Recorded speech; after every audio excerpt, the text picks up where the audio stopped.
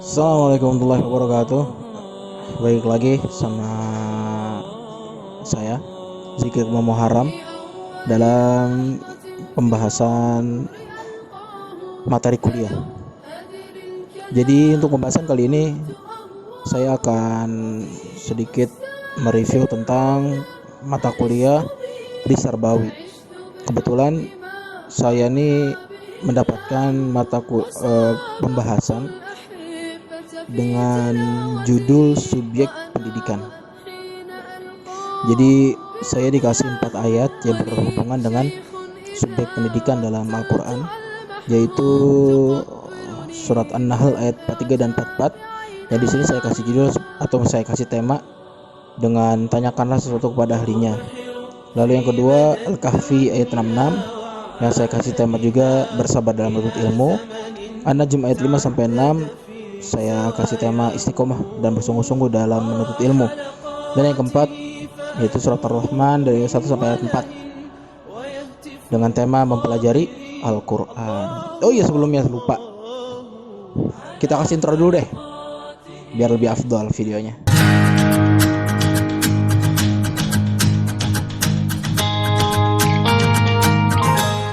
Oke teman-teman sekalian, kita langsung masuk di pembahasan pertama, yaitu surat An-Nahl ayat 43 dan 44. A'udzubillahi minasyaitonirrajim. Bismillahirrahmanirrahim.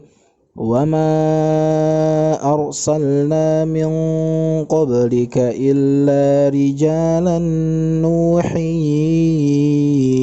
ilaihim fas'alu ahla dzikri in kuntum la ta'lamun bil bayyinati waz zubur wa anzalna ilayka dzikra litubayyina lin-nasi ma nuzzila ilaihim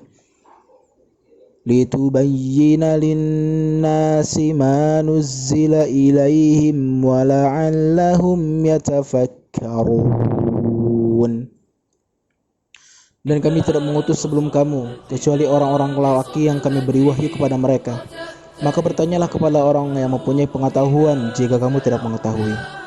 Keterangan-keterangan mukjizat dan kitab-kitab, dan kami turunkan kepadamu Al-Quran agar kamu menerangkan pada umat manusia apa yang telah diturunkan kepada mereka dan supaya mereka memikirkannya. Lanjut di dalam pentafsiran, yaitu di sini saya mengambil dalam tafsir Ibnu Katsir.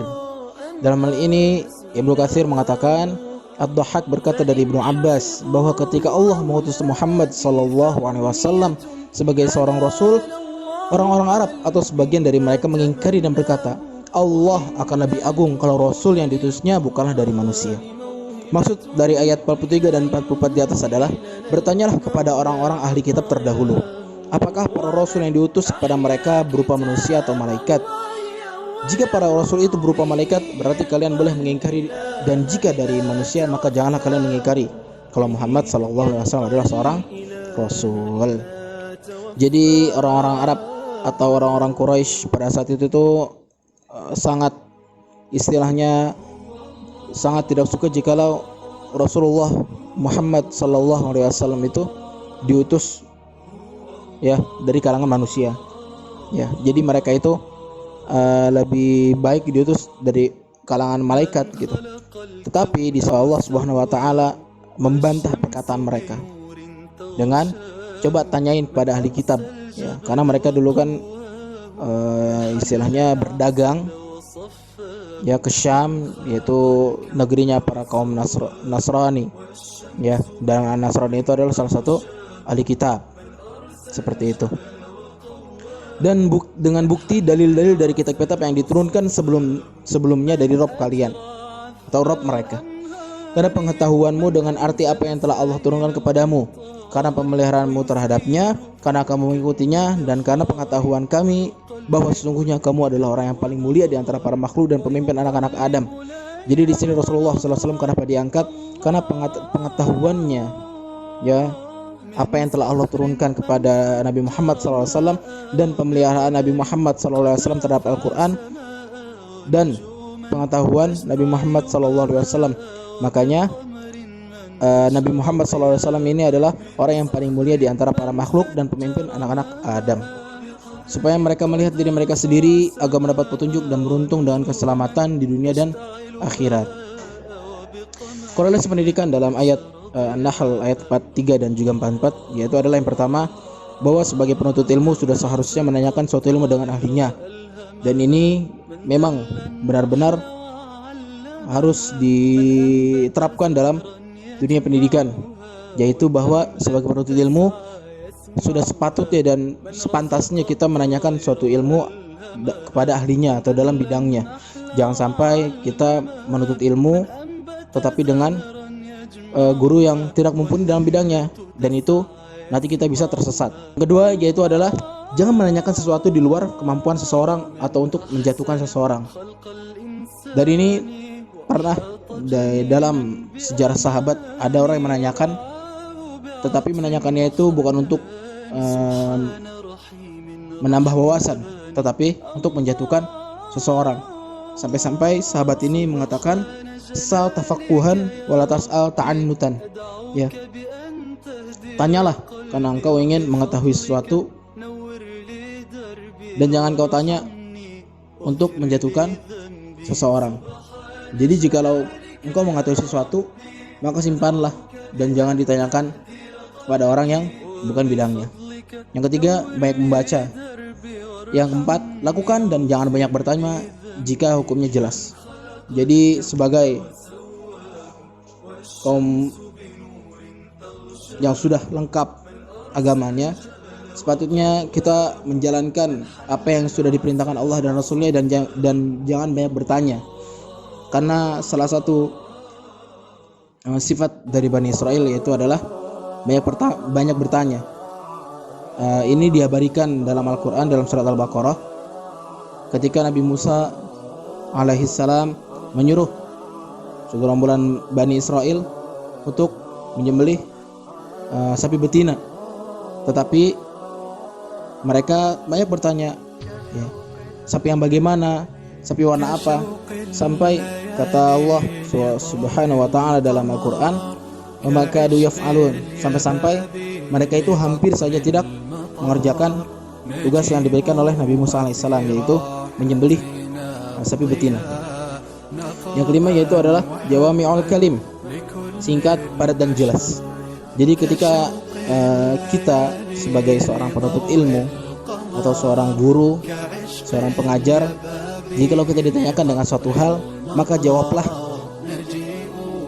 yang berkaitan tentang hal itu. Ya, jadi jangan bertele-tele, ya, berlarut perkataannya sampai orang itu pusing. Ya, jadi istilahnya dia menjelaskan suatu hukum atau suatu penjelasan muter-muter sampai orang yang diajak bicara atau muridnya itu tidak paham. Jadi cukup dengan singkat, padat dan jelas, dan juga mencakup keseluruhan penanya yang ditanyakan. Yang keenam, sebagai thalibul ilm, tugas kita hanya menyampaikan. Dan ini Rasulullah SAW sampaikan dalam hadisnya, ballighu anni walau ayat. Sampaikanlah dariku walaupun satu ayat. Ya, jadi jangan memikirkan tentang hidayah, tapi pikirkan kebenaran dalam menyampaikan. Karena Allah Subhanahu wa taala berfirman dalam surat Al-Imran, kuntum khaira ummatin ukhrijat linnas ta'muruna bil ma'ruf wa tanhauna 'anil munkar. Jadi kitalah sebaik-baik umat yang Allah keluarkan. Karena apa? Karena ta'muruna bil ma'ruf wa yanhauna 'anil munkar. Jadi kita adalah umat sebaik-baik umat karena kita adalah umat yang menyuruh pada kebaikan dan mencegah berbagai kemungkaran. Jadi tugas kita hanyalah menyampaikan kebenaran. Jikalau orang yang kita ajak dalam kebenaran itu tidak mau atau menolak ajakan kita, maka cukuplah bagi kita, karena itu adalah perintah dari Allah dan Rasulnya, yaitu amar ma'ruf nahi munkar. بك يا زمان اللهو أشكو غربتي إن كانت الشكوى تداوي مهجتي قلبي تساوره الهموم والجوعان ويزيد همي إن خلوت بظلمتي